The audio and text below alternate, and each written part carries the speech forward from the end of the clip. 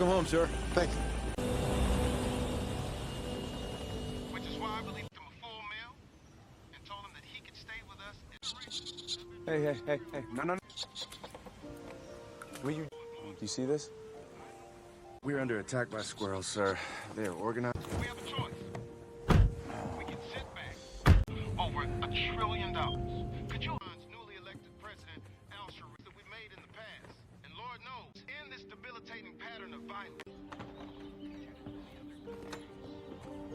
It's a little above my pay grade, sir, but I mean, if you feel that way... Speaker at 9:30. Yeah, I should be up there for that, shouldn't I? Dinner, candlelight, and meeting with Carol Kennedy, Deputy Special Agent John. Look, I don't know. You don't understand, okay? Look, she's perfect. Thank you. You're the best. Money and who won't like this deal one bit are American. She thought you weren't coming. Why would... I literally just... That's a talent? It's a little late for that, wouldn't you say? Are you mad at me?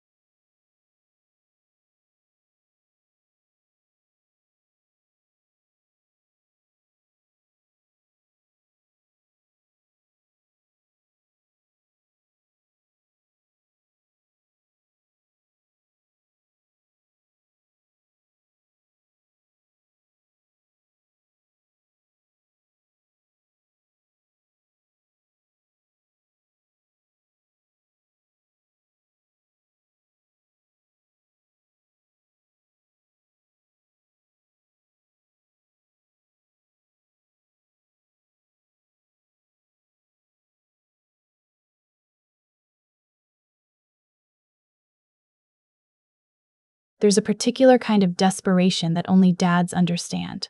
Not the run for your life kind, that comes later. The kind where you're trying so hard to impress your own kid that you've already convinced yourself it's going great, even when it very clearly isn't. That's where we meet John Kale, Capitol police officer, Afghanistan veteran, divorced dad, and a man who is absolutely, completely in over his head. White House Down opens in 2013, directed by Roland Emmerich, the guy who loves blowing up landmarks more than anyone in Hollywood, and it wastes no time telling you exactly what kind of movie this is going to be. Political? Sure. Thriller? Absolutely. But underneath all that, it's a story about a father and his daughter and how far one of them will go for the other. John Kale, played by Channing Tatum, is not what you call a career success story. He's a Capitol police officer protecting the halls of Congress, which is an important job, but it's not the job he wants. He wants to be Secret Service. He wants to stand next to the president, be in the room where it happens, wear the earpiece, the whole deal. Why? Partly professional ambition, mostly. His 11-year-old daughter Emily thinks he's kind of a disappointment. That's a tough thing to carry around. Emily, played by Joey King, is one of those kids who makes adults feel slightly inferior. She's sharp, politically obsessed, runs a YouTube channel where she breaks down White House history, and she has strong opinions about President James Sawyer, the cool, progressive president played by Foxx, who opens the movie being driven back to the White House while on the phone navigating a Middle Eastern peace treaty. Emily basically worships this man. Her dad? He's fine. You feel it immediately. The gap between what Kale wants to be for his daughter and what he actually is. But here's the thing about John Kale. He's trying. He's really, genuinely trying. So when a shot opens up to interview for a position on the presidential security detail, he goes for it. He gets himself cleaned up, puts on a decent suit, and walks into the Eisenhower Executive Office building ready to sell himself.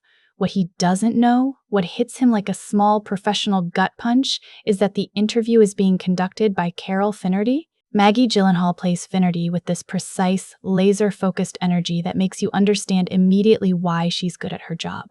She and Kale went to college together. She knew him back then, and the version of John Kale she knew was not someone who followed through on things. The interview doesn't go well. Finnerty goes through his record. Good instincts, the file says. Strong under pressure. But then the pattern shows itself. Multiple job changes, a history of not finishing what he starts, a general sense that Kale has raw talent he hasn't quite turned into discipline. She asks him pointed questions and watches how he answers. He's charming, no question. Funny, even. But charm isn't enough for a job where you take a bullet for the most powerful person on the planet.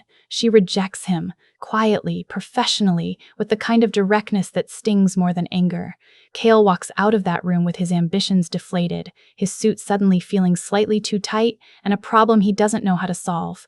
Emily is waiting for him, and she thinks this interview is going to change everything. He doesn't tell her. That's actually a fascinating character choice, one of those small human decisions that a lesser movie would skip over. He could come clean. He could say, "Hey, I didn't get it, I'm sorry, I know you wanted this," but he doesn't. He smiles and says something vague and keeps the secret because disappointing his daughter is somehow worse than lying to her. Any parent watching this knows exactly that feeling, even if they'd never admit it. And that one small act of cowardice, hiding the truth, is what puts both of them in the White House that day.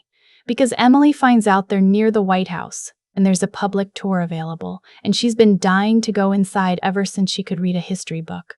So Kale, trying to salvage the afternoon, trying to give her something, says yes. Of course he says yes. The man just got turned down for his dream job. At this point, he's saying yes to everything. They join the tour group. Donnie Donaldson, Nicholas Wright playing him with this wonderfully nerdy, over-the-top enthusiasm, is the tour guide who greets them.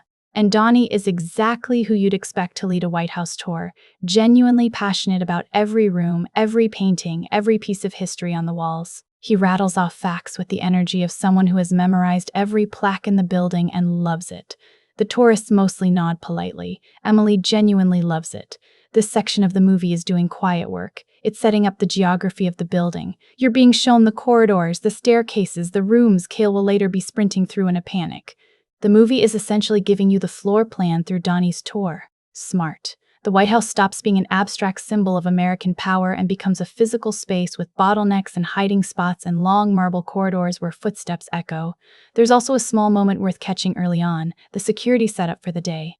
A crew of technicians is working in the building, supposedly upgrading the White House home theater system. Perfectly routine. Nobody looks twice. The mercenaries, led by the terrifyingly calm Emil Stenz, Jason Clarke, who plays quiet menace better than almost anyone, are already inside the building before a single alarm is tripped. That detail is buried in the background for now, but the movie plants it deliberately. The attack isn't coming from outside, it's already here. Kale doesn't know any of this yet. He's just a Capitol cop in a too-tight suit, watching his daughter light up at every historical artifact in every room, wishing he was better at showing up for her. He checks his phone. He half listens to Donnie. He's going through the motions of being a decent dad while internally processing the professional rejection he's not allowed to talk about. And Emily? Emily is in her element. She's asking Donnie follow-up questions that he's clearly delighted by. She's pointing at portraits and identifying the president in each one. She's the kid who did the extra reading, the one who stayed up late watching documentaries. There's a scene, small, easily missed, where you see Kale watching her, and his expression shifts. The disappointment of the day softens for just a moment, because whatever else is going wrong in his life, his daughter is extraordinary, and he knows it. That's the emotional foundation of everything that follows. The rest of the movie will be fire and explosions and mercenaries with automatic weapons and a presidential limousine doing donuts on the White House lawn.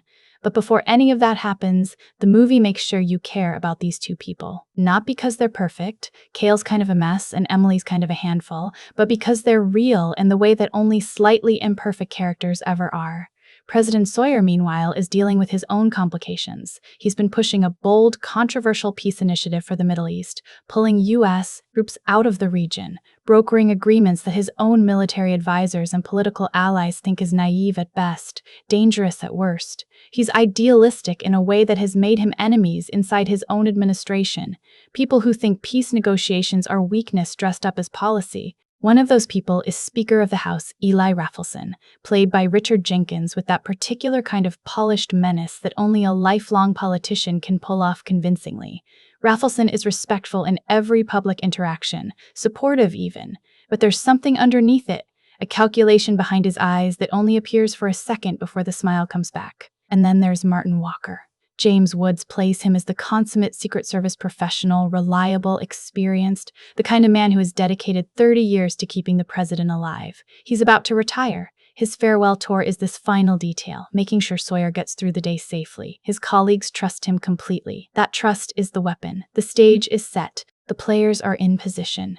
Emily has slipped away from the tour group to use the restroom, a small detour that, in a few minutes, will separate her from her father at exactly the wrong moment. Kale doesn't notice yet. The building hums quietly. The tourists shuffle from room to room. The technicians finish what they're pretending to work on. Outside the White House, Washington, D.C., sits in late morning light, normal and busy, completely unaware of what's already been set in motion inside those walls. Something is about to hit, and when it does, it doesn't knock. It brings explosives. Watch how fast it happens. 1 second you're in the most protected building in the world, listening to a tour guide explain the history of the Blue Room's curtains. The next, Washington, D.C., is on fire. The Capitol building explodes. That's the crack that splits this movie into two halves, the before and the after. The explosion happens off-screen at first, filtered through the building's emergency systems, alarms, flashing lights, the sudden shift in energy from every Secret Service agent in the room.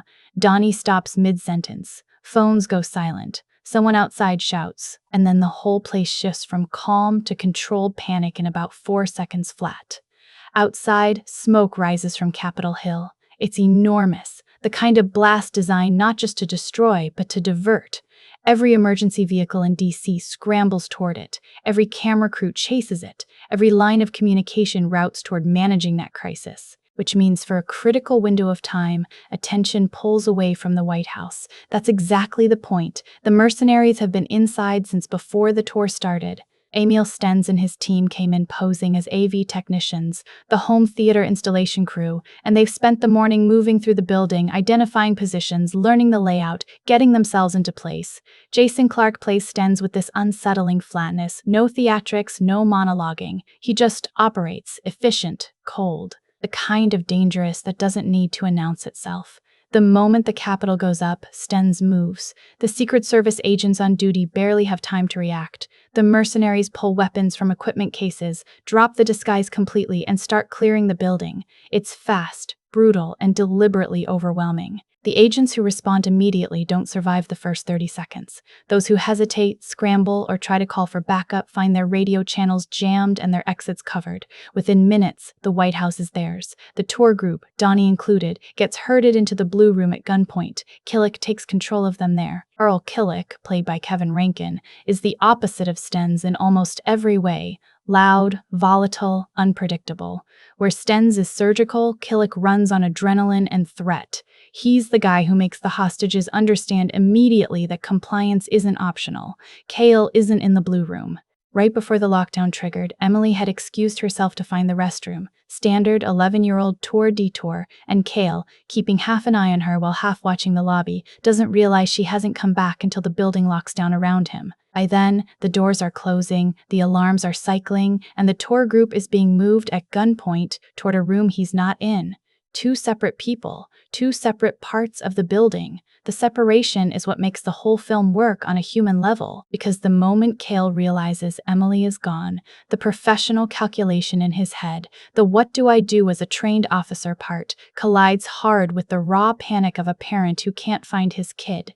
He grabs a weapon off a downed agent. He moves through the corridors, pressing against walls, listening. He's good at this. Combat instincts kick in fast, but good at this and knowing where your daughter is are two different problems, and right now he only has one of them. Emily, for her part, doesn't panic. She hides. Smart kid. She finds a space, pulls back into it, goes quiet. While the building is being overrun around her, she's watching, processing.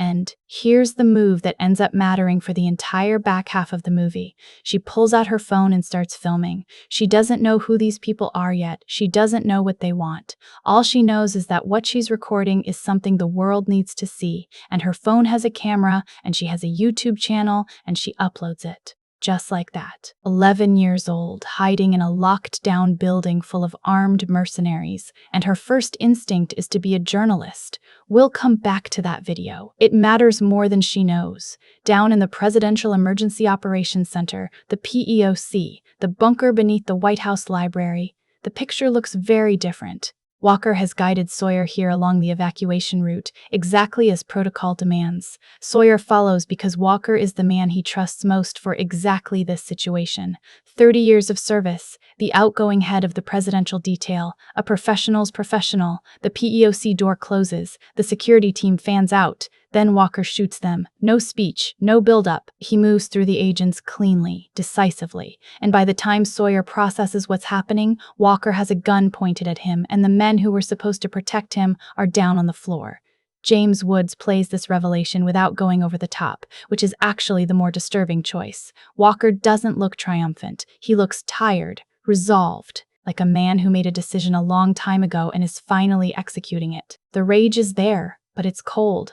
His son Kevin was a Marine who died in a covert operation in Iran, a mission that Sawyer greenlit and then denied. The official story was clean. The reality was that Kevin Walker and a small team were sent into a situation without adequate support, and when things went wrong, the people who sent them looked the other way. A year of grief, a brain tumor diagnosis, and the knowledge that no official accountability was ever coming, and Martin Walker decided to engineer his own version of it. Sawyer is his leverage. The nuclear football is the end game. Over a stolen radio, Kale, still moving through the building, staying low, picking off mercenaries one by one when he has to, starts to piece together what's actually happening. Walker's voice, Sawyer's voice, the situation in the bunker. He doesn't have the full picture yet, but he has enough to understand that this isn't a standard hostage situation, and that the head of presidential security is the threat, not the solution. Outside the White House, the world is reacting. Badly. Carol Finnerty is at the command center, trying to manage an impossible amount of information with insufficient access. The building's communication lines are compromised. Her best intelligence is coming from a YouTube video uploaded by an 11-year-old hiding in a corridor. She's using Emily's footage to identify the mercenaries frame by frame, cross-referencing faces against government databases, and what she finds is alarming. These aren't random extremists. They're former government, former military, people who were on the inside, people who got burned. Stenz himself was a special forces operative who was captured by the Taliban after being disavowed on a mission. The Secretary of Defense, who happens to be in the building when the takeover begins, was the one who signed off on that disavowal. Stenz finds him in the line of succession that Walker's team tracks down methodically, and he kills him. Personal. Deliberate. The rest of the cabinet members get added to the hostage pool. Back in the corridors, Kale is running out of room to maneuver and running short on ammunition. Is a Capitol cop operating alone in a building that's been completely taken over, with no backup, no reinforcements, and no confirmed location on either his daughter or the president. His only advantage is that nobody is looking for one rogue officer moving through the walls. 30 seconds of planning at a time. No other option. The tour group in the Blue Room sits in terrified silence under Killick's watch. Donnie, to his credit, is trying to hold it together, quietly reassuring people, staying visible, not doing anything to escalate. Nicholas Wright plays him not as comic relief exactly, but as someone whose deep, genuine love for the White House is somehow stronger than his terror, and there's something almost sweet about that, even in the middle of an armed takeover. One of the tourists has a heart condition. Someone else starts crying quietly. Killick paces. The hostages watch him and stay very, very still. The building holds its breath. Outside, D.C. is a controlled chaos. The Capitol explosion has pulled resources in every direction. Emergency services, law enforcement, press, everyone is pointed the wrong way. The White House, structurally intact, isn't broadcasting distress signals because the communications have been jammed from the inside. To anyone watching from a distance, the estate looks locked down but orderly. Nobody knows yet just how thoroughly the inside has been lost. Kale knows. He's been in buildings like this before, not exactly like this, but under fire, in places where everything has already gone wrong and the only move is forward. Afghanistan sharpens something in him that the Capitol Police job never quite had to use. It's using it now. He pushes through a door, checks the next corridor, and keeps moving. The gap between him and Emily feels enormous. The gap between what he knows and what she knows feels worse. But she's filmed, she's uploaded, she's hidden herself somewhere smart. Somewhere in the building, his daughter is staying alive on her own. The least he can do is make sure there's still a rescue to complete.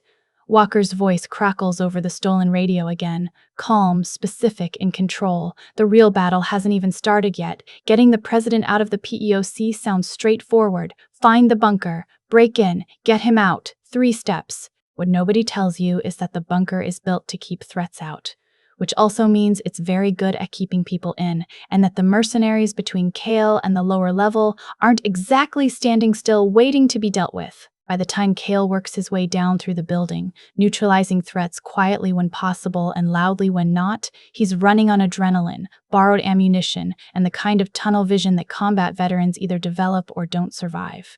He finds Sawyer. Not exactly a triumphant reunion. Sawyer doesn't recognize him at first. Why would he? Kale is a Capitol cop who visited the White House exactly once on a public tour in a suit that doesn't fit right. He's not Secret Service. He's not military. He's a guy with a stolen weapon and a desperate expression who just broke through a reinforced door. And Sawyer's first instinct is a very reasonable amount of suspicion. Kale introduces himself in the most Kale way possible, something between a pitch and a plea, and for a beat, Sawyer just stares at him, then they move. Because standing still isn't an option. This is where the movie finds its rhythm. Jamie Foxx and Channing Tatum have genuine chemistry, not the polished, scripted kind, but the kind that comes from 2 characters who are fundamentally different, people being forced into the same impossible situation.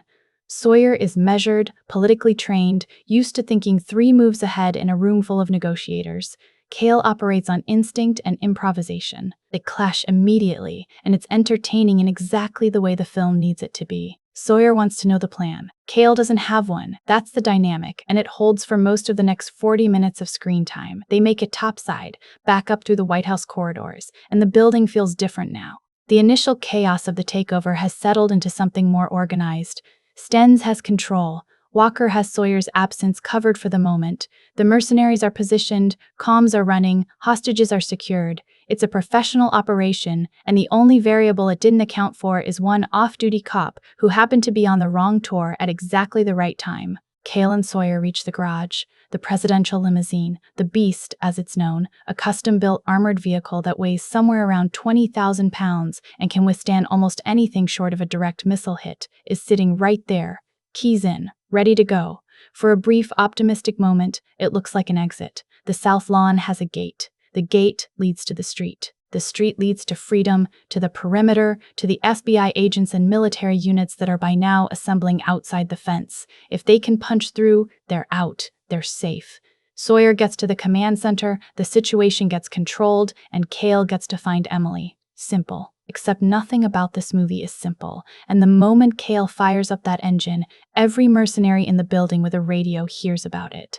Stens doesn't panic. He repositions. What follows is one of the most gleefully ridiculous sequences in any action film from this decade, and I mean that as a compliment. The presidential limousine doing high-speed laps around the White House lawn while mercenaries and SUVs give chase is objectively absurd, and the movie knows it, and it leans all the way in.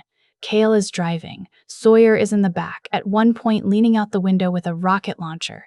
A rocket launcher that he's operating with varying degrees of presidential dignity. There's a line somewhere in there that's become the film's most quoted moment, something about Sawyer's shoes, and the delivery lands because Foxx commits to it completely. He's not winking at the audience, he's fully in the scene. That's the difference between a campy action movie that works and one that falls flat. The cast has to believe it, even when the material is asking them to do something ridiculous. Bullets tear up the lawn, SUVs spin out, the limo takes hits but keeps going because that's literally what it's built for. Back in the command center outside the fence, Finnerty is watching whatever camera feeds are still operational and trying to process the image of the President of the United States in a speeding limousine doing evasive maneuvers around the Rose Garden. Her team is working every angle, trying to cut power to the jamming equipment, trying to get a clear line of communication into the building, trying to identify which mercenary is doing what based on Emily's uploaded footage and their own intelligence. The situation outside is stuck. They can't storm the building without risk to the hostages. They can't negotiate because nobody inside is interested in negotiating. They can't get a communication line to Sawyer. All they have is a blurry YouTube video and a man on the outside who's increasingly convinced that someone with genuine political power enabled this attack. Rafelson is hovering, watching, offering opinions on the tactical response with the air of someone who already knows how this is going to end. Finnerty notices, files it away. On the lawn, the chase is starting to go wrong for Kale. The mercenaries aren't just pursuing, they're cutting off the angles, boxing the limo in, forcing it toward a section of the south lawn where the exit routes narrow. Kale's improvising, but improvisation has limits when you're driving a 20,000-pound vehicle against coordinated opposition. And then he sees her, Emily, standing on the lawn, caught in the open, Killick right behind her with a weapon trained on her back. She didn't stay hidden. Something drew her out, or she tried to move and got caught. Either way, she's out there now, visible, used as a human stop sign aimed directly at her father. Kale hits the brakes. The limo skids sideways across the wet grass, momentum carrying it even as he cuts the wheel, and it goes over the edge of the South Lawn pool in a controlled disaster, nose first into the water. The impact is hard. Steam rises. The beast settles half submerged and going nowhere. Kale is dazed but moving. Sawyer is bruised but alive. The chase is over. Killick has Emily. Stenz, arriving on foot, has the situation exactly where Walker needed it. Sawyer is out of the bunker, which is a complication, but he's surrounded, contained, and the leverage that Killick is holding by the arm is the most effective kind, the thing that makes Kale stop fighting.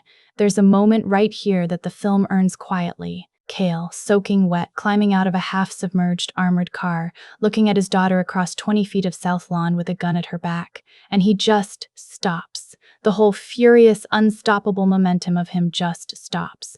Not because he's given up, because Emily catches his eye for exactly 1 second and her expression says, "Don't." She's scared. Of course she's scared. But she's also communicating. She's telling him to wait, to think, to not do something that gets one of them killed. 11 years old, and she's reading the situation better than most adults would. He listens. They're separated again. Sawyer taken back inside, Kale restrained and moved under guard. But something has shifted. The early, desperate solo run phase of the film closes here. Kale knows where Sawyer is now. He knows where Emily is. He understands the building better than he did an hour ago. And he started to understand that the man orchestrating all of this isn't Stenz. Stenz is executing someone else's design, Walker's design. And Walker's design is bigger than a hostage situation. The limo sits in the pool, water lapping at the windows. Donnie, still inside with the tour group hostages, has watched through a window as the entire lawn chase played out, and his expression, genuine disbelief layered over a kind of awed respect for the absolute state of the White House grounds, is one of the film's small, perfect beats. He's going to have very complicated feelings about working here after today. General Caulfield, played by Lance Reddick, is now outside the perimeter with military units on standby. He's patient, professional, and deeply aware that every option available to him risks the people inside. He and Finnerty are the outside arc, the people trying to solve this problem from the wrong side of the fence, and they're running out of time. Because Walker isn't waiting around for a negotiated solution. He never was. The nuclear football is in the PEOC. The codes Walker's people need to access it are close. And the political endgame, the one that requires Sawyer out of power before his peace treaty can be ratified, is ticking toward its window. Kale is going to need to find a way back into the fight. Fast. On screen glows in the dark. Small light. Tiny rectangle of blue-white in a locked corridor of the most compromised building in America. Emily Kale, pressed against the wall behind a display case somewhere between the East Wing and the residence, has her phone pointed at a gap in the door and she's recording. She's been recording for a while. This part of the movie doesn't get enough credit. The action sequences are the things people remember. The lawn chase, the explosions, the fisticuffs. But the Emily thread running through the middle of all of it is doing something genuinely smart. It's using a child as a camera, an audience surrogate who's small enough to hide, brave enough to stay, and sharp enough to know that what she's capturing is evidence. She films the mercenaries moving through the corridors. Faces, weapons, numbers. She captures enough detail in those shaky handheld clips that Finnerty's team outside will later be able to run identifications on at least half the operatives in the building. Emily doesn't know that yet. She just knows that if anything in her YouTube career ever mattered, it's this moment. She uploads it. The connection is weak. The jamming equipment Stenz's team installed targets communication frequencies used by government and military hardware, but a civilian cell signal on a commercial network slips through the gaps. Just enough bandwidth, just enough time. The video goes up choppy and dark and terrifying, and within minutes, it's everywhere. Viral is a strange word for something this terrifying. The comments fill up instantly. Confusion at first, then alarm, then the kind of collective real-time panic that only social media can generate. News stations pick it up. Someone screenshots a frame showing a mercenary's face clearly enough to identify him. Finity's analysts are already on it, cross-referencing the footage against military and intelligence databases. The faces coming back aren't random. They're former operators, disavowed contractors, people with documented grievances against specific government officials. The Secretary of Defense, who is currently not responding to any communication because he's dead, shows up in 3 separate mercenary files as the official who authorized their termination. Outside, the picture gets sharper and more alarming by the minute. Inside, Emily is still moving. She changes positions. Smart, keeps moving, doesn't stay in any one spot long enough to be tracked by sound or pattern. She's seen enough of the building's layout through Donnie's tour to know which corridors connect to which rooms have multiple exits, which areas the mercenaries seem to be avoiding. She's mapping the building in her head the same way her father is mapping it on foot, 1 floor above her.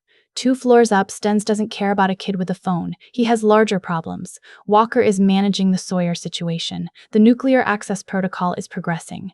The outside response. Military, FBI, whoever's assembled beyond the fence, hasn't moved yet because they can't move without risking the hostages. Everything is, from Stenz's perspective, on schedule. Killick is the variable. Nobody told Killick about the YouTube channel, and when one of the other mercenaries pulls up the video on his phone and shows him the frame where you can clearly see the corridor Emily filmed from, the calculation changes fast. Killick isn't strategic. He doesn't think in terms of operational security or acceptable risks. He thinks in terms of control. Who has it? Who's threatening it? What needs to happen to restore it? He goes looking for her. Killick finds her the way people like him find anything. By eliminating hiding spots methodically, moving through the building section by section until the options run out. Kevin Rankin plays this hunt with a specific kind of menace, not quiet like Stenz, not cold like Walker, but jagged, unpredictable. The mercenary you can't predict is always more frightening than the one following a plan. Emily hears him before she sees him. She moves again. 1 more corridor, 1 more door, 1 more calculated risk, and almost makes it. Almost.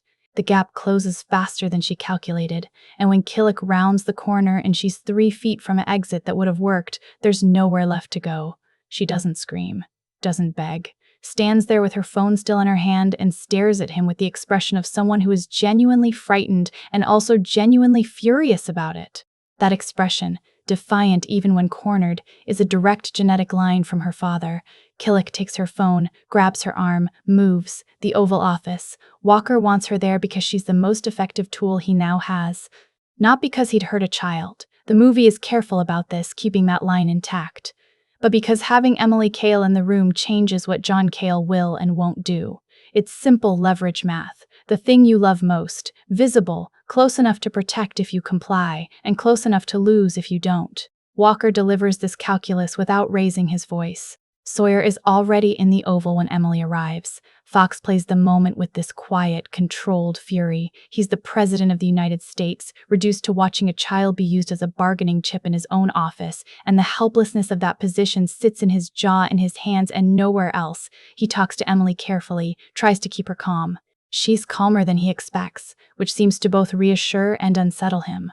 Walker watches all of this without sentiment. His grief is real. That part matters, and the movie makes space for it. But it has calcified into something that's moved past feeling and into function. He's not enjoying this, he's executing it.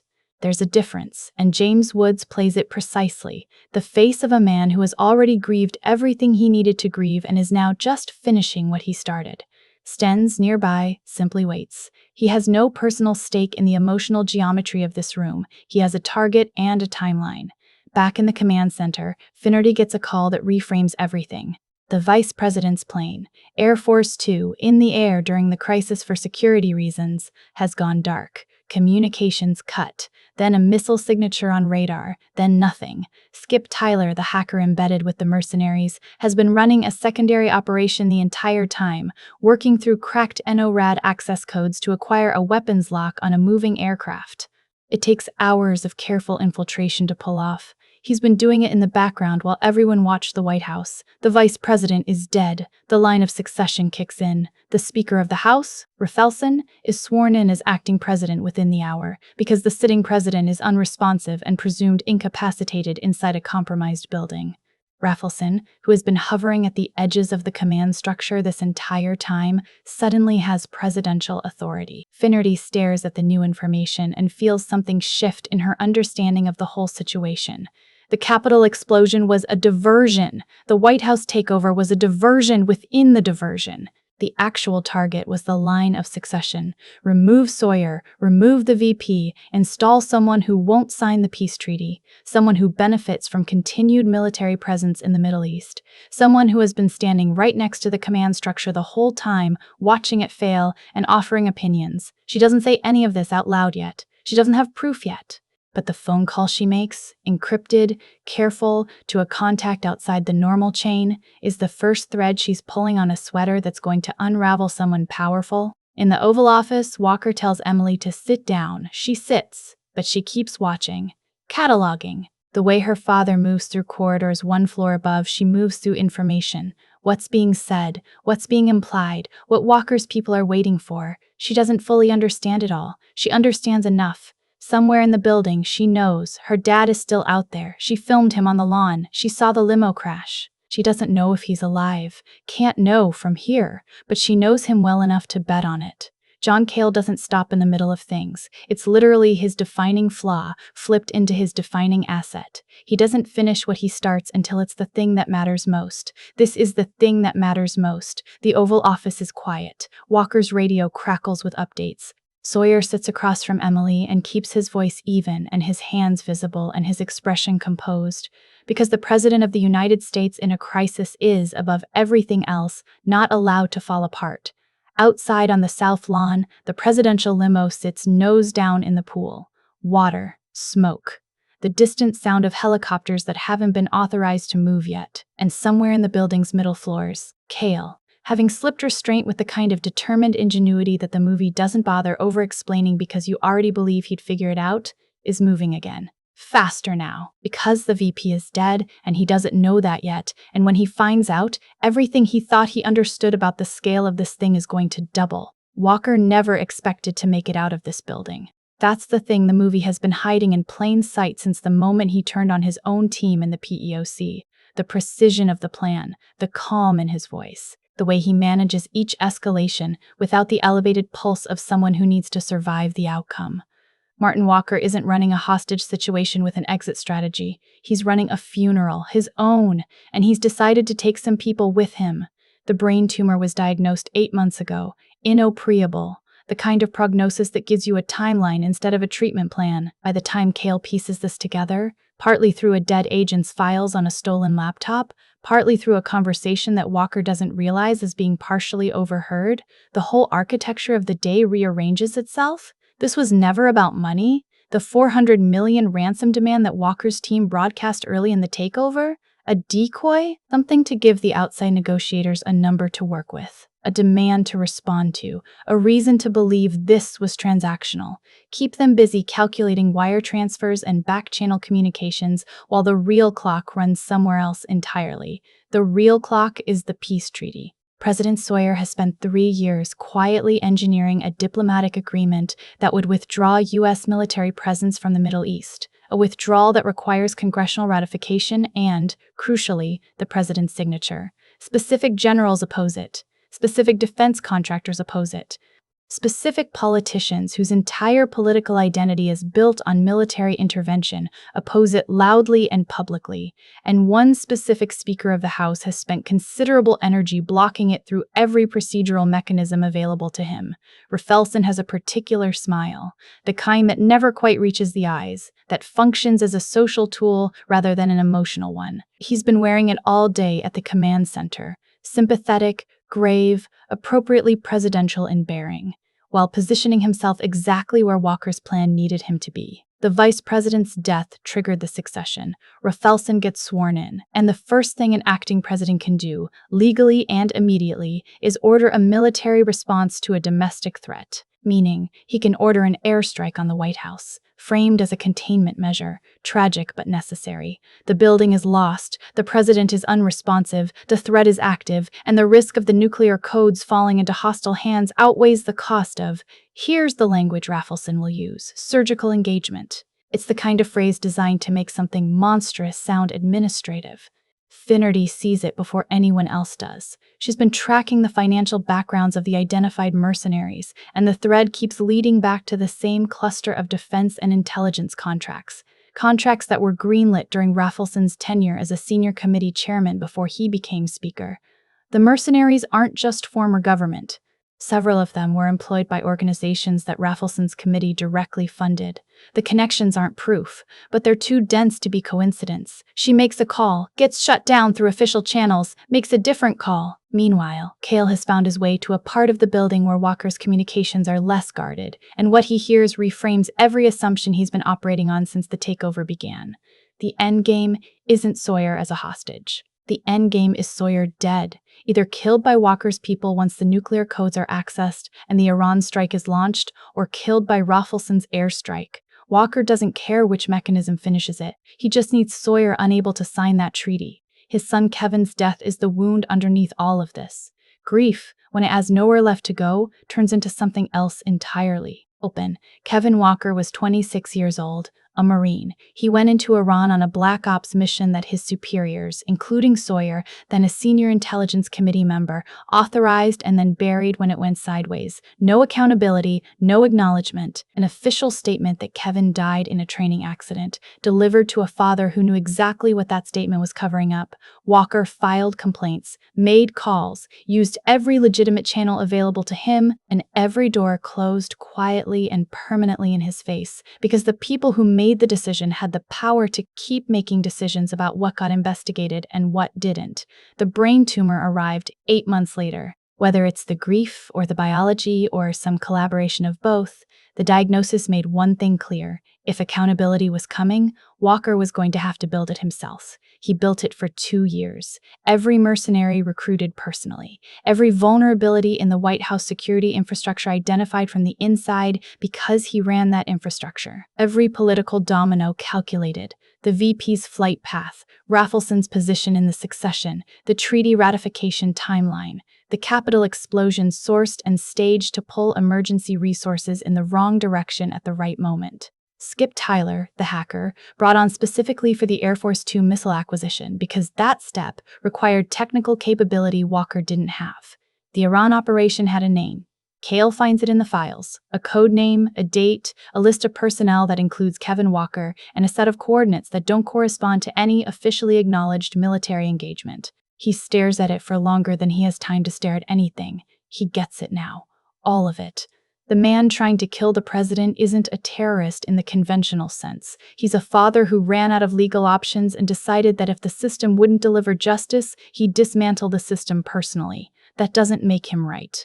It doesn't make Sawyer or any of the other targets blameless. It makes the whole thing genuinely tragic in a way that most action films never bother constructing, because genuine tragedy requires you to understand everyone in the room, not just root for one of them. White House Down earns that. Briefly, quietly, in the middle of all the explosions and car chases, it earns it. Kale radios, Finnerty, encrypted frequency, short burst. He's learned which signals cut through Tyler's jamming and which don't. He gives her what he found, the Iran operation files, the Rafelson financial connections, the full shape of Walker's endgame. She listens without interrupting. When he's done, there's a pause.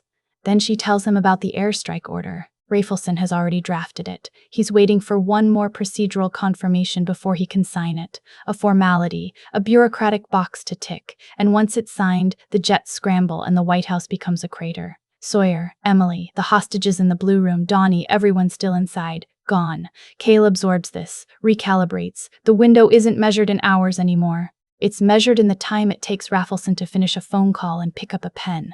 Outside, General Caulfield has been receiving conflicting orders, from Finnerty on one channel, from Raffleson's people on another, and he's doing what good military commanders do when the command structure becomes compromised. He slows down, asks questions, buys time without appearing to stall. Lance Reddick plays Caulfield with this immovable, measured quality, a man who will follow orders precisely up to the point where following orders stops being the right thing, and who is very carefully identifying where that line is. He hasn't crossed it yet. He's close. Inside the Oval Office, Walker sits across from Sawyer, and for the first time in the film, the two men talk. Not negotiation. Walker has nothing to negotiate. Not threats. He's past needing them. Just two people on opposite sides of a decision that got a young man killed, and the reckoning that was always going to arrive between them eventually. Sawyer doesn't deny it. He can't. The Iran operation happened. Kevin Walker died in it. The cover-up was real. What he says instead, carefully, without excuses, is that he's spent every year since trying to build the thing that would make it mean something. The peace treaty, the withdrawal, the idea that Kevin Walker and everyone like him would be the last generation sent into situations like that. He knows that's not enough. He says that too. Walker listens. His expression doesn't change. It doesn't change because he's past the point where changing his mind is an option. The plan is in motion. Tyler has the access codes almost cracked. Stenz is positioned. The only remaining question is sequence. Does Walker's missile strike happen before or after Raffleson's airstrike turns the building to rubble? Neither outcome saves Sawyer. Only Kale can change that math. And Kale, moving fast through corridors he now knows well enough to navigate in the dark, is running toward the one confrontation that the whole day has been building to. He doesn't have a plan exactly. He has a direction and a reason. For someone like John Kale, that's always been enough. Rafelson signs it at 34:07 in the afternoon. The order is clean, official, appropriately worded, containment protocol. Minimum viable engagement, protecting the nuclear arsenal from hostile acquisition. Every phrase designed by lawyers to distribute the moral weight of what's actually being ordered across enough bureaucratic language that no single sentence has to carry it alone. 2 F-16s lift off from Andrews Air Force Base within minutes. Finnerty gets the confirmation and immediately tries to block it, escalates up every chain available to her, flags it to Caulfield, contacts the Attorney General's office, does everything a person in her position can do when the acting president of the United States has just ordered something she believes is a cover-up, disguised as a military response. She's loud, she's specific, she has documentation, she gets stonewalled at every level Raffleson's people control. Caulfield receives the scramble confirmation and doesn't move. Technically, he's received the order. Technically, he's processing it. The jets are airborne, but the strike authorization requires his confirmation from the ground command, and he's taking his time with that confirmation in a way that is deliberate and deniable. It's not defiance, he'd tell you that very clearly. It's due diligence. Every checkbox, every protocol, every verification step done exactly as written. He's buying minutes. He knows it. Finnerty knows it. Everyone in that command center knows it. The question is whether minutes are enough. Inside the Oval Office, Walker gets word that the jets are airborne. His expression shifts, not relief exactly, but something adjacent to it. Confirmation. The machine he built is running the way he designed it. Raffleson's airstrike and his own nuclear endgame are converging on the same point, a White House that won't exist by nightfall and a peace treaty that dies with it. He tells Sawyer the jets are coming. Sawyer makes the choice nobody expects, or rather, the choice that feels inevitable the moment he makes it, which is the mark of a well-constructed character beat. He stands up, tells Walker he'll broadcast a surrender message, step down publicly, do whatever Walker needs done visibly and officially, on one condition: Emily Kale goes free. Out the front door, off the grounds, safe. Walker studies him. The calculation takes about 4 seconds. Emily as leverage is useful only as long as Kale is a threat. If Sawyer is cooperating publicly, surrendering, stepping aside, Kale's motivation changes. The hostage becomes a liability rather than an asset. And Walker, who has run this operation on ruthless efficiency, doesn't carry liabilities. He agrees. Killick walks Emily to the front entrance. She doesn't want to go. You can see it in every frame. The conflict between the survival instinct pushing her toward the open door and the part of her that knows walking out means leaving her father inside. She hesitates at the threshold. One of the Secret Service agents still alive near the entrance quietly tells her to go. Just go. She goes. Outside the fence, the cameras catch her immediately. This 11-year-old in a White House tour, T-shirt, walking across the front lawn alone, hands visible, looking back over her shoulder. The image hits every news feed within seconds. Finnerty exhales for the first time in 3 hours. And somewhere in the building's upper corridors, Kale finds out the jets are 12 minutes out. He stops running toward Walker, starts running toward Stens. Here's the logic. Walker has the codes and the motive and the ideology, but Stens has the operational control of the building. Take Stens out of the equation and the whole mechanism loses its enforcement. The mercenaries are paid professionals, not true believers. Without Stens directing them, the unit fractures. And a fractured unit can't hold a building. Kale hits Stens first. Doesn't wait, doesn't negotiate, doesn't do the movie villain mistake of announcing himself. He comes through a doorway fast and hard, and the fight starts at full speed. Jason Clarke is physically convincing in this role in a way that matters enormously for this sequence. Stens isn't a bruiser. He's trained, efficient, economical, with movement the way career special operators are. He doesn't waste energy on anything decorative. The fight between him and Kale isn't choreographed elegance. It's two people who know how to hurt each other, trying to do exactly that, in a room full of things to use as weapons and surfaces to crash into. Kale takes punishment. Significant punishment. He's been running on borrowed reserves for hours, and Stens is fresh by comparison, and the gap shows. There are moments where you genuinely aren't sure Kale is getting up. He gets up, not clean, not triumphant, with the kind of battered, furious determination that the whole movie has been building toward. The father who does not stop, the man whose defining flaw and defining strength are the same stubborn refusal to accept the outcome currently in front of him. Stens goes down hard and stays down, and Kale stands over him breathing like someone who just ran a marathon in a building that was on fire. 8 minutes to the airstrike. Walker is in the residence, the football open in front of him, the launch sequence loaded. The Iran coordinates are locked. He's going to fire a nuclear strike at the same region that swallowed his son, not because he thinks it will bring Kevin back. He's not delusional, but because the people who sent Kevin there built their entire foreign policy on the credibility of that threat. And if the threat fires, the peace treaty becomes ash, and the machine that killed his son gets to keep running. It's revenge against a system by becoming the worst version of what that system does. Kale gets there, and they face each other in the room, and there's this strange beat of almost stillness. Two men who understand each other more than either would admit, on opposite sides of a line that only one of them drew. Kale doesn't have a speech, doesn't deliver a monologue about justice or grief or Kevin Walker or any of it. He just says, "Don't." Walker's hand moves toward the launch confirmation. Outside, the F-16s are 6 minutes from weapons range. Caulfield is still stalling, still processing, still finding verification steps that need completing. His team knows what he's doing. Nobody in that command center is rushing him. On the south lawn, Emily Kale is standing outside the fence. Free, safe, Finnerty's people around her, watching the building where her father still is, watching the sky where she knows jets are coming.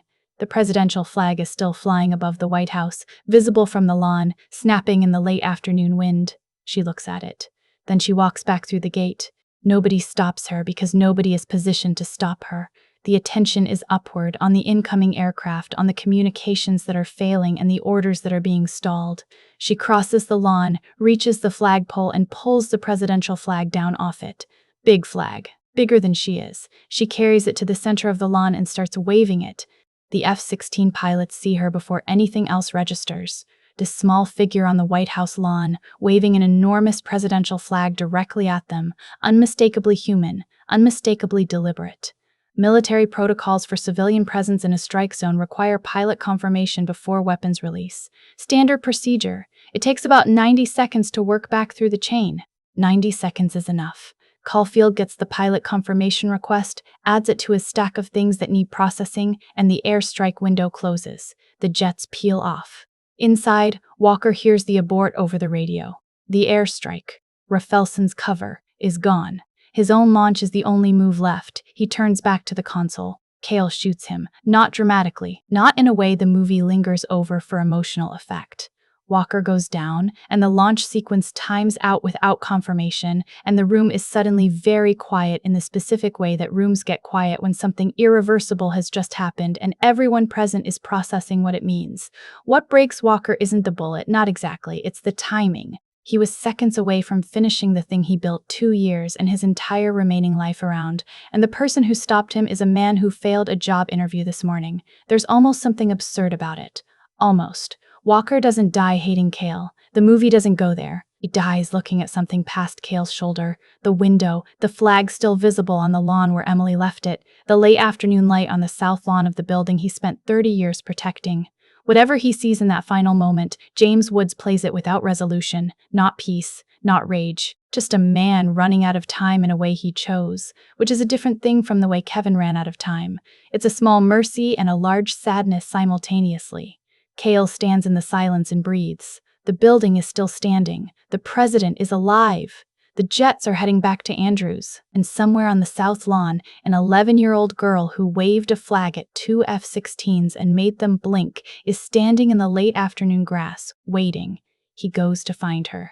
The front doors open, and President James Sawyer walks out. No dramatic music swell needed, no slow motion, just a man in a suit that's been through a war, stepping into late afternoon sunlight on the steps of a building that's still standing against all reasonable probability. The press corps outside the fence loses its collective mind. Every camera in a half-mile radius swings toward him. He's alive. For the people who've been outside this building all day. Finnerty, Caulfield, the FBI teams, the military units, the journalists who've been piecing together a story from one viral YouTube video and radio intercepts. This moment is the exhale after hours of held breath. The worst outcome didn't happen. The treaty isn't dead. The president is walking under his own power toward the people who've been trying to reach him since morning. Emily is already through the gate by the time Sawyer reaches the steps. She and Kale find each other on the lawn. Not a Hollywood sprint and embrace, just two people closing the distance between them as fast as they reasonably can, and when they get there, Kale holds onto his daughter for a long moment and doesn't say anything. He doesn't need to. The whole day has been the sentence. This is the period at the end of it. Sawyer watches from the steps. Something in his face is different from the composed, controlled president who managed crises from behind diplomatic language all morning. He looks tired in a real way, not the performed exhaustion of a political figure projecting relatability, but the genuine kind that comes from sitting across a table from Martin Walker and hearing truths he couldn't deny. He carries that weight down the steps. Raffleson is standing near the command vehicles. He's been positioned there all day. The acting president, officially in charge, technically in control. Now, with Sawyer visibly alive and walking toward him, the architecture of everything Raffleson built starts collapsing in real time. His expression cycles through several things fast, surprise, recalculation, the instinct to manage the optics, and then something flatter when he reads Finnerty's face and understands she already has everything. Finnerty doesn't make a speech. She nods to the agents on her right.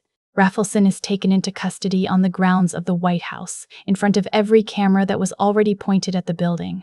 There's a particular justice to the location, that it happens here, publicly, in plain sight, with the building still standing behind him. No quiet arrest in a back room, no careful handling through a process he could influence. Just handcuffs on camera in the daylight, surrounded by the consequences of what he signed his name to.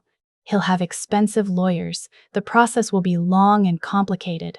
But the image, that specific image on that specific lawn, goes around the world inside an hour, and some things can't be walked back from. Caulfield approaches Sawyer, military bearing intact, and gives a crisp briefing on the building's status: secure, hostages released, surviving mercenaries in custody. The Blue Room group, Donnie included, emerges from the building looking shaken and pale and deeply relieved. Donnie Donaldson walks out of the White House he loves, looks at the south lawn where the limo is still sitting nose down in the pool, and has the expression of a man who is going to need several days off. Nobody blames him.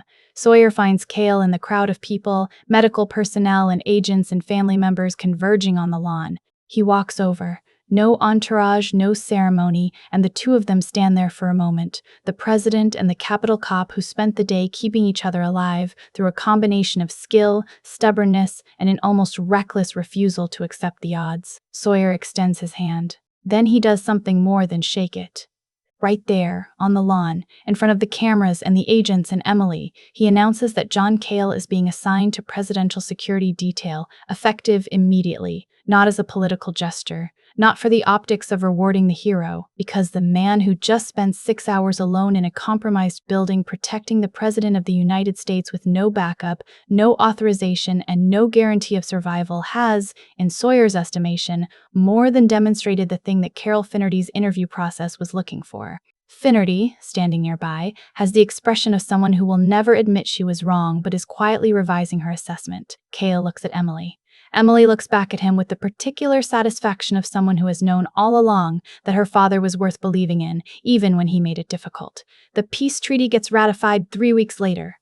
Russia, China, France, Israel, and Iran all sign.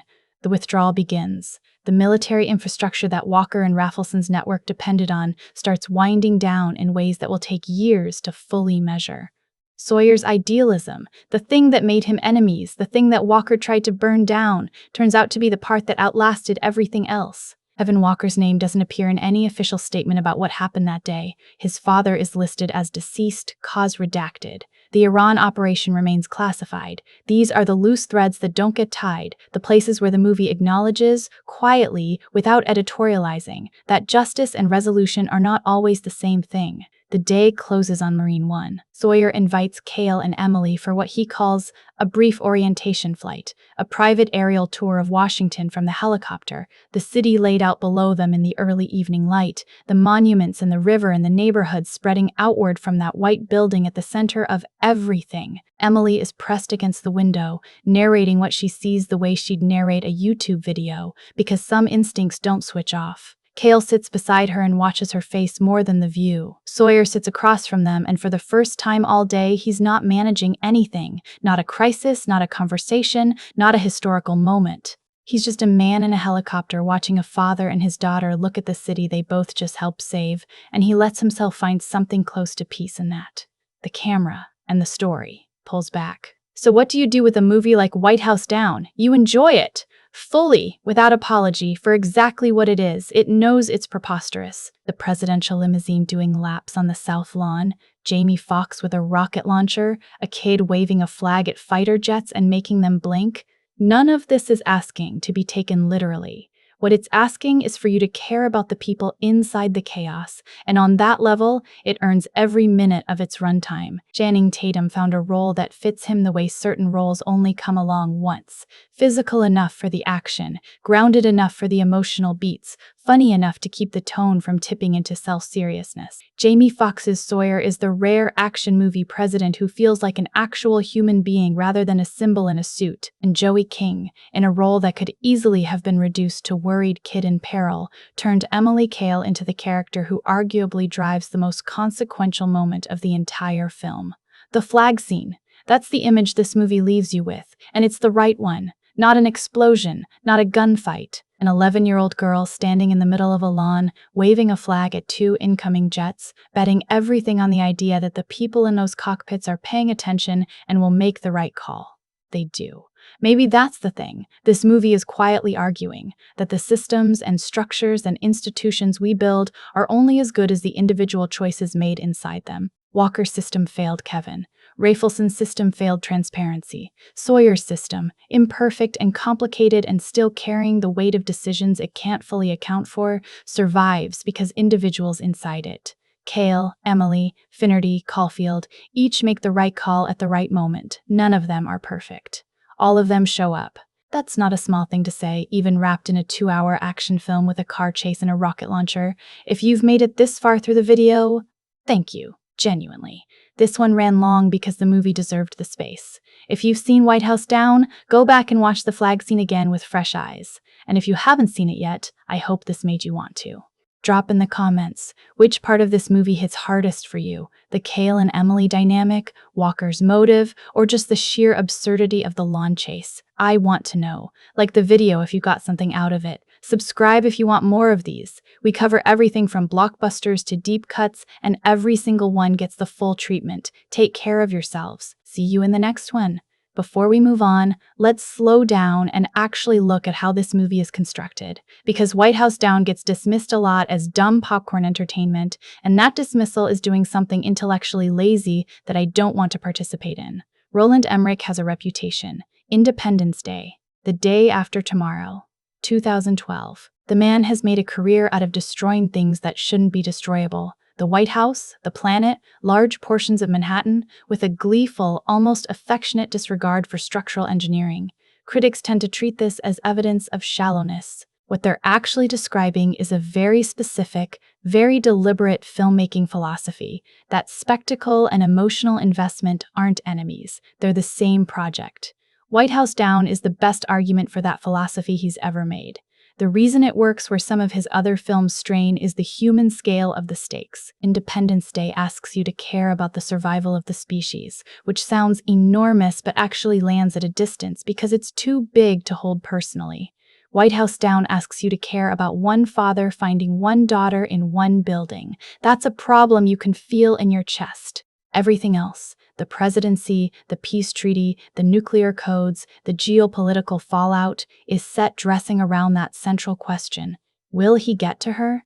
Emmerich and screenwriter James Vanderbilt make a structural choice early that pays off throughout the entire runtime. They never let the audience forget Emily. In most action films, the family member in peril is checked in on periodically, a cut to the worried wife, a brief scene with the scared kid before the movie returns to the hero doing hero things. White House Down runs Emily as a parallel protagonist. She has her own decisions, her own agency, her own story arc that progresses independently of Kale's. She films, she hides, she uploads, she gets captured. She escapes leverage by walking out the front door. She goes back in to wave the flag. Every one of those is a choice Emily makes, not a thing that happens to her, a thing she does. That's rarer than it sounds in mainstream action cinema, and it fundamentally changes how you experience the film's emotional stakes. When the jets are incoming and Emily is on the lawn, it doesn't feel like a child being used as a plot device. It feels like the logical conclusion of everything the movie has shown you about who she is. Of course she goes back. Of course she grabs the flag. The movie has been building her toward that moment from the first scene. Now, let's talk about the visual language, because Emmerich is doing something specific with the White House as a physical space that's worth unpacking. Most films that feature the White House use it symbolically. It represents American power, American ideals, the weight of history, and the camera treats it accordingly, with wide establishing shots and reverent angles and lighting that makes it look like a monument. That's true of White House. Down in the first act, during the tour sequence, Donnie narrates. The camera finds the portraits, the architecture, the careful beauty of a building that has held centuries of decisions. Then the takeover starts, and Emmerich does something deliberate. He strips the building of its symbolic weight and turns it into a set of physical problems. Corridors become choke points. Staircases become vulnerabilities. The Oval Office becomes a room with one door and no easy exits. The South Lawn becomes a racetrack. The beauty is still there. You can still see it in the background of every frame, but it's no longer protected by the film's visual reverence. It's contested. That's what an occupation actually is, the transformation of a symbol into a battleground. And Emmerich lets the camera reflect that shift. The production design deserves more credit than it usually gets. The White House sets were built on location in Montreal, full-scale reproductions of the key rooms that had to withstand the actual physical demands of the action sequences. The Oval Office alone was rebuilt and partially destroyed multiple times across the shoot. What this means in practice is that the geography is consistent throughout the film. When Kale runs through a corridor in Act 2 and passes through the same space again in Act 3, the set matches. It doesn't feel like a movie that's making up its floor plan as it goes. The building has logic, and that logic matters for the action sequences. The limousine chase is the cleanest example. Most Hollywood car chases exist in a vague spatial relationship to themselves. You know roughly that the cars are moving and being pursued, but the specific geography of where the vehicles are relative to each other and relative to fixed obstacles is impressionistic at best. The White House lawn chase works differently because the space is bounded and familiar. You've been shown the lawn in establishing shots. You know where the fence is, where the pool is, where the building sits relative to the gates. When the limo starts moving, you can track it against a mental map. That's why the pool crash lands with the impact it does. You saw the pool earlier. You know where it sits on the lawn's edge. When the limo slides toward it, you're ahead of the cut. You know what's coming a second before it happens, and that anticipation is what makes the impact feel earned rather than arbitrary. Emmerich is very good at this. He plants geography early and weaponizes it later. The political layer of the film is worth spending more time on than most reviews give it. White House Down came out in June 2013, 6 months into Barack Obama's second term, and the parallels between Sawyer and Obama are not subtle. African-American president, progressive foreign policy, a peace initiative opposed by the military-industrial complex, a popularity that coexists with intense institutional resistance. Vanderbilt's script doesn't comment on this directly. It doesn't need to. The casting does the work. The policy details do the work. The film is, among other things, a political fantasy. What if the progressive president's idealism actually won? What if the peace treaty went through? What if the people trying to stop it got handcuffed on the front lawn? This is where the film gets genuinely interesting as a cultural object, beyond its entertainment value. The villains in White House Down aren't foreign terrorists. They're domestic. They're Americans, former military, former intelligence, former political establishment, who believe so strongly in a particular vision of American power that they're willing to commit treason to preserve it. Walker is the most sympathetic version of this, a man with a legitimate grievance against a system that failed his son, who responds by becoming the worst version of what he's fighting against. Rafelson is the least sympathetic, a career politician who attached himself to genuine grief as a tool for personal and ideological preservation. The film doesn't preach about this. It doesn't stop the action to deliver a civics lecture, but the architecture of the conspiracy, who benefits, who enables, who pulls which lever, is a coherent political argument delivered through the logic of a thriller plot. That's harder to do than it looks. The closest cinematic comparison isn't Independence Day, it's 3 Days of the Condor, or the original Manchurian Candidate, or any of the great paranoid political thrillers of the 1970s, where the enemy isn't outside the gate, it's inside the institution. White House Down is shinier and louder than any of those films, but the underlying anxiety is the same. The people with the power to protect you are sometimes the people you need protecting from. Walker embodies this completely. 30 years of genuine service, 30 years of genuine loyalty, and then one betrayal, one specific decision made by one specific man that curdled all of it.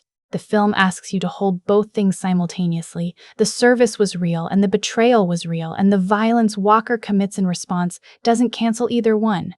James Woods was a genuinely interesting casting choice for this. Not because of his politics, which are well documented and irrelevant here, but because Woods at his best brings a particular quality to roles that require intelligence operating under pressure.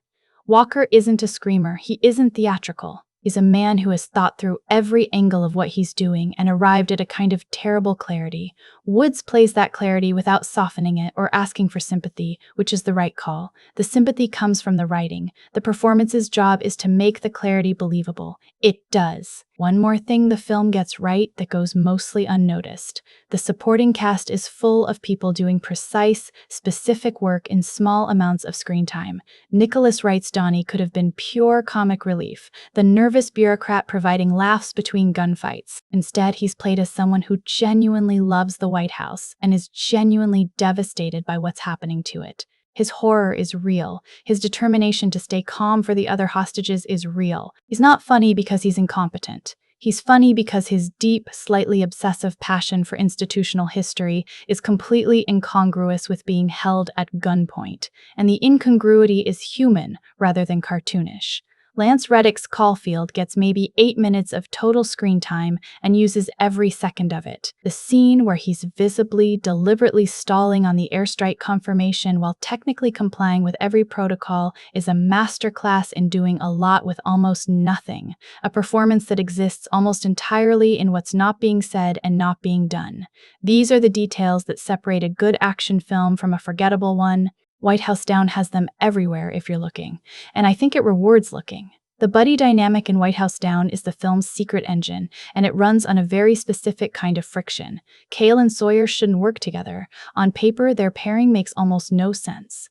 One is the most powerful man in the world, trained in diplomacy, measured in crisis, accustomed to having rooms of specialists manage every variable around him. The other is a divorced Capitol cop who failed his Secret Service interview 6 hours ago, is operating entirely without authorization, and whose tactical planning largely consists of move fast and figure it out.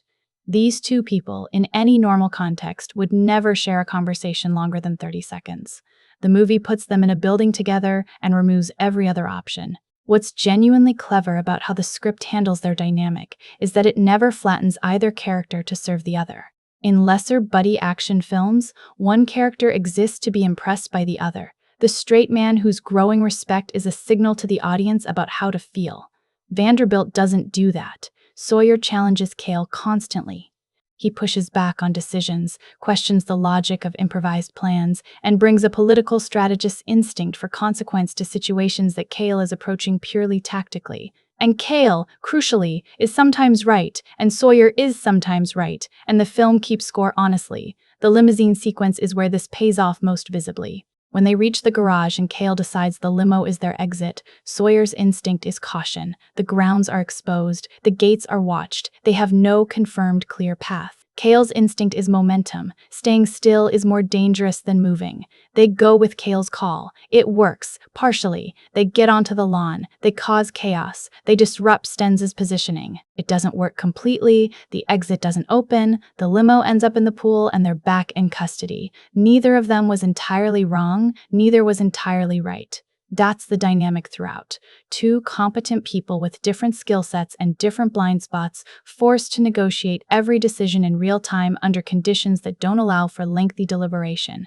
The comedy comes from the friction. The respect comes from watching each of them adapt. Sawyer learning to trust instinct alongside strategy. Kale learning that the political implications of a decision aren't just noise to filter out. By the time Sawyer voluntarily walks out to surrender himself for Emily, Kale doesn't try to stop him. Earlier in the film, he would have. The Kale from the garage sequence would have argued, pushed back, tried to find a tactical alternative. The Kale from the residence, who has been fighting alongside this man for hours and has seen how he thinks, understands that Sawyer has run the calculation and made the call, and that the call is right. He trusts it. That moment of trust, quiet and unspoken, is the completion of the buddy arc. The movie doesn't underline it. You just notice that Kale doesn't argue, and you understand why. Now, the Oval Office confrontation between Walker and Sawyer. This is the scene the whole film is building toward emotionally, and it almost sneaks up on you because it arrives in the middle of the action climax rather than after it. Most films would hold the big character confrontation for the denouement. Let the action resolve first, then unpack the meaning. White House Down puts the confrontation in the eye of the storm, with jets incoming and a launch window open, and the effect is that the conversation feels genuinely urgent rather than retrospective. Walker tells Sawyer his son's name. He doesn't frame it as an accusation, not exactly. He states it as a fact. Kevin Walker, Marine, died in an Iranian operation. And Sawyer? Because this is the version of Sawyer the film has built across 2 hours, a man who carries the weight of his decisions without hiding from them, doesn't deny it, doesn't reach for the diplomatic language that usually manages these moments. He says, yes, that happened. I was part of it. What follows is not an absolution scene.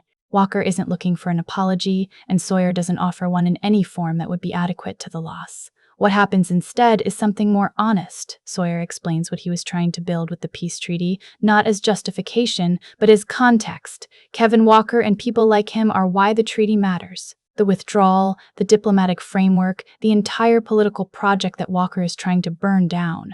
Sawyer built it, in part, because of what happened in that operation. Walker's response, the silence that follows, the way his expression doesn't change, is the film's most devastating beat. He knows this. He's always known this. The peace treaty was never the target because it was wrong. It was the target because it was right, because it would work, because it would mean that the system responsible for Kevin's death would finally, under public pressure, have to account for what it had been doing. And that accountability is precisely what Raffleson's network can't survive. So the treaty has to die, and Sawyer has to be the one who goes with it. Walker's grief didn't corrupt his politics. His politics were always, on some level, correct about what needed to change. His grief just destroyed his willingness to let the change happen through any mechanism he didn't personally control. That's the tragedy. Precisely stated. Not a man who was wrong, a man who was right about everything except the method, and who let the method consume the man. Kale walks in before Walker can complete the launch sequence, and the confrontation ends the only way it can end, when someone has already decided not to survive the day. But the conversation between Walker and Sawyer lingers past the gunshot, past the resolution, past the Marine One ride and the handshake on the lawn. It's the part of the film that actually has something to say, and it says it without flinching. So where does White House Down sit now, more than a decade later?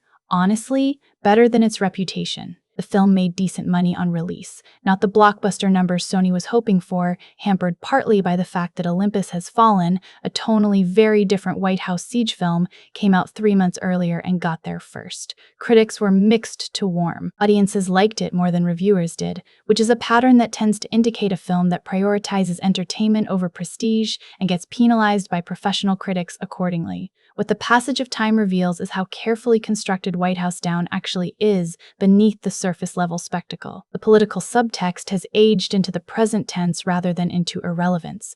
Questions about who controls foreign policy, who benefits from permanent military engagement, and what happens when the people trusted to protect institutions are the ones dismantling them from the inside feel, if anything, more pointed now than in 2013. The Emily flag scene has quietly become one of the more discussed moments in Emmerich's filmography, not for the stunt work, but for what it represents. An unarmed child, no authority, no institutional backing, making a unilateral decision to put herself in the path of a military strike and bet on the basic decency of the pilots in those cockpits.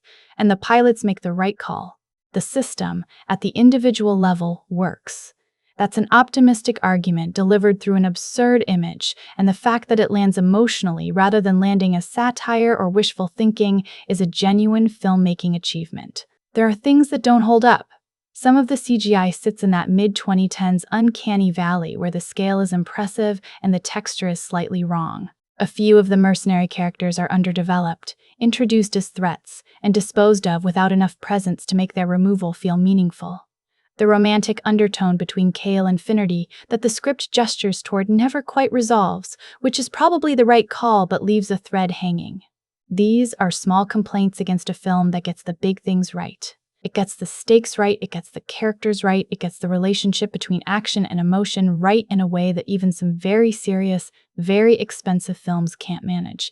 Kale and Sawyer are worth spending 2 hours with, Walker is worth understanding, Emily is worth cheering for, and The Lawn is worth revisiting, whenever you need a reminder that sometimes a flag and a decision and a person willing to stand in the open is enough. Let's talk about the way this movie sounds. Action films live and die by their sound design in ways that rarely get discussed outside of industry circles. Partly because good sound design is invisible. You absorb it without registering it consciously, and partly because audiences are trained to discuss what they see rather than what they hear. But close your eyes during White House Down's takeover sequence and you'll catch something interesting.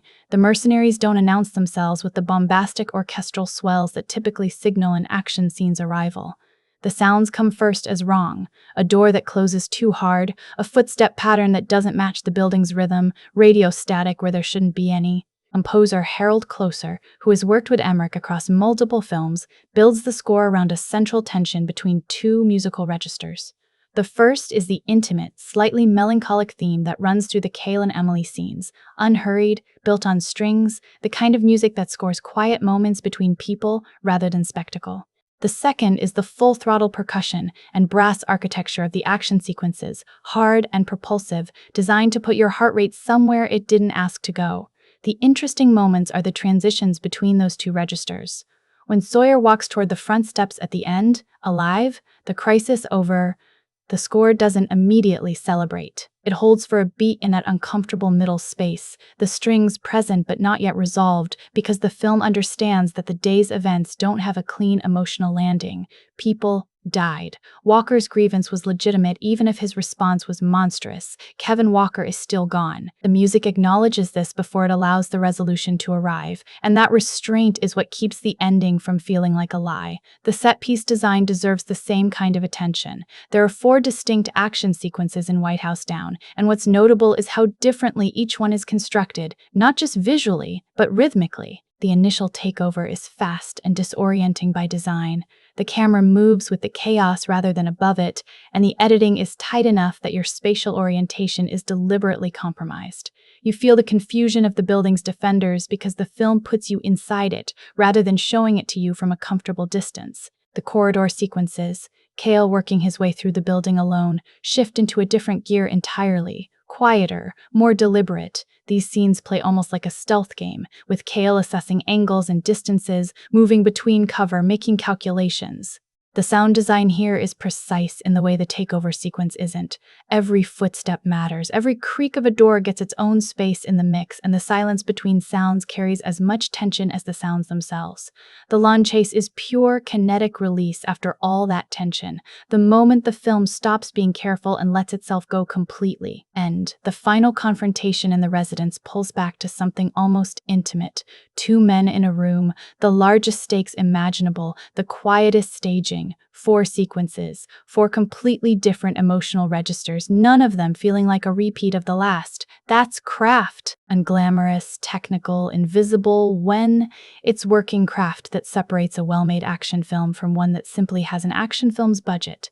Here's my honest take on White House Down, after spending this much time inside it. It's not a perfect film. The pacing sags slightly in the middle section. There's a stretch between Emily's capture and Rafelson's airstrike order where the film is juggling too many plates and the momentum loses a step. The mercenary ensemble, with the exception of Stenz and Killick, is underwritten. Several of them exist only to be disposed of, and you feel the thinness of their characterization during the action sequences because you have no emotional stakes in what happens to them. And the romantic thread between Kale and Finnerty, gesturing towards something that never quite lands, is the script's most unresolved element, a storyline that seems to have been abbreviated somewhere between draft and final cut.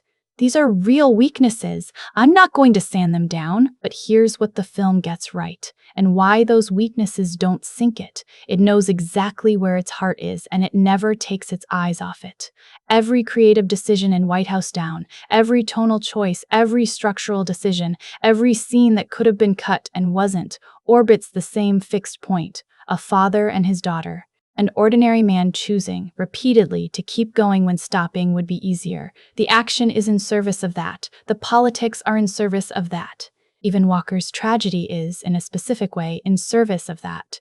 Because Walker is what grief without connection becomes, and Kale is what love with enough stubbornness to survive anything looks like, and the film puts both versions of fatherhood in the same building and lets you watch what the difference costs. That's a more ambitious thing to be doing than most people give it credit for. Rewatchability is the final test for any action film, and White House Down passes it more comfortably than its reputation suggests. The first watch is about the plot, what's happening, who's behind it, whether Kale makes it out, whether Emily gets free. The second watch is completely different. Knowing the outcome, you start seeing the architecture. Rafelson's positioning throughout the early crisis response, always near the command structure, always watching, offering just enough concern to stay above suspicion, reads completely differently once you know what he is. Walker's demeanor in his early scenes, before the betrayal is revealed, carries a weight you missed the first time because you had no reason to look for it. The tour sequence, which functions as pure setup on first viewing, becomes a kind of elegy, the last normal hour of a building about to be broken. There are details planted in the background that reward the patient viewer. The AV technician's equipment cases positioned throughout the building during the setup scenes, the way Stenz moves through the tour group lobby during the initial visit, present but peripheral, clocking the building while pretending to be invisible. The specific moment when Walker checks his watch in the PEOC just before he acts, a small gesture that you'd have no reason to notice unless you already knew what was coming. None of these are hidden Easter eggs. They're professional filmmaking, the kind that takes the audience seriously enough to put things in the frame that most people won't catch on the first pass, but that reward the ones who come back. And people do come back to this film. Not with the religious devotion that Die Hard inspires, but with genuine affection for something that delivered exactly what it promised, and then a little more. The lawn chase, the flag scene, the line about the shoes, the look on Donnie's face when he walks out and sees what happened to his building. These are the things that stick. White House Down is the kind of movie that the film industry keeps forgetting how to make: genuinely entertaining, emotionally grounded, politically aware, without being preachy, and built around characters worth spending time with. It arrived in a crowded summer marketplace, got compared unfavorably to a film it shares only a premise with, and settled into a reputation slightly below its actual quality. Time has a way of correcting those things. If you came into this video already loving the film, I hope you found some new angles to appreciate. The sound design, the visual geography, the specific craft choices that make the chaos legible instead of overwhelming. If you came in skeptical, I hope the argument landed. And if you're watching this having never seen White House Down before, go watch it. Tonight, if you can. You know the shape of it now, but knowing the shape doesn't spoil the experience. If anything, it'll make the first watch richer. Pay attention to the flag scene. Pay attention to the moment Kale stops arguing and lets Sawyer make the call. Pay attention to Walker's face in those final seconds. The movie earns all three of those moments, and the earning is the whole point. If this deep dive gave you something, a new appreciation, a reason to rewatch, just a couple of hours of solid movie conversation, hit the like button and subscribe if you haven't already. Every notification helps more than you'd think, and it tells me you want more of this kind of thing.